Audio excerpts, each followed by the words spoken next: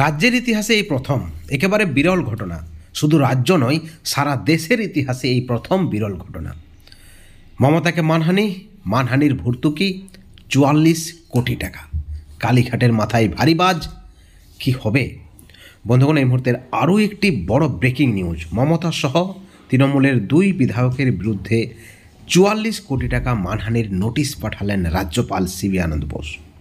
পশ্চিমবঙ্গের রাজ্যপাল সিবি আনন্দ বোস এবং পশ্চিমবঙ্গের মুখ্যমন্ত্রী মমতা বন্দ্যোপাধ্যায় সম্পর্ক খুব একটা ভালো নয়। রাজভবনের যে সম্পর্ক আপনারা জানেন, বিভিন্ন সময়ে শিরোনামে এসেছে রাজ্য রাজভবনের সম্পর্ক।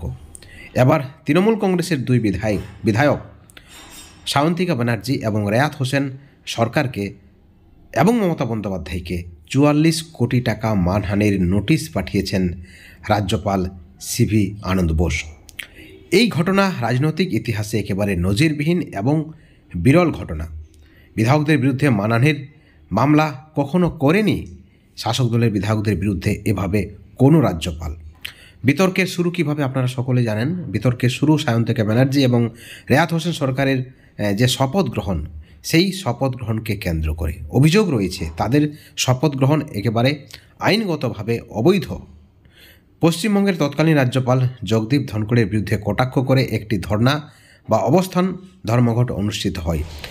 রাজ্যপালের বিস্ফোরক অভিযোগ, তৃণমূলের ২ বিধায়ক সায়ন্তিকা ব্যানার্জি এবং রেয়াত হোসেন সরকারের যে শপথ গ্রহণ, সেই শপথ গ্রহণের আইনগত বৈধতা ছিল না।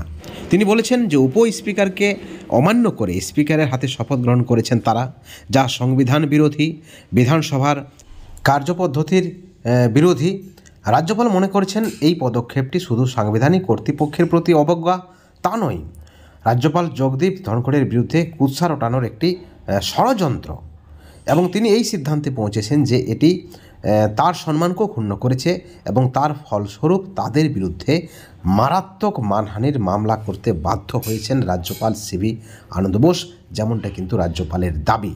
বন্ধুগণ, অত্যন্ত বড় খবর, ব্রেকিং নিউজ। রাজ্যপালকে তার মর্যাদায় আঘাত হানা হয়েছে, দেশের সাংবিধানিক ব্যবস্থায় আঘাত হানা হয়েছে, রাজ্যপালের পদকে অসম্মানিত করা হয়েছে। একাধিক অভিযোগ করা হচ্ছে রাজ্যপালের বিরুদ্ধে। সেখানে মমতা বন্দ্যোপাধ্যায়কে ২২ কোটি এবং তৃণমূলের ২ বিধায়ক সায়ন্তিকা এবং রেয়াত হোসেনকে ২২ কোটি ক্ষতিপূরণের দাবি করেছেন রাজ্যপাল সিবি আনন্দ বোস। এখন দেখার বিষয় রাজ্য সরকারের পক্ষে কী ধরনের বিবৃতি দেওয়া হচ্ছে।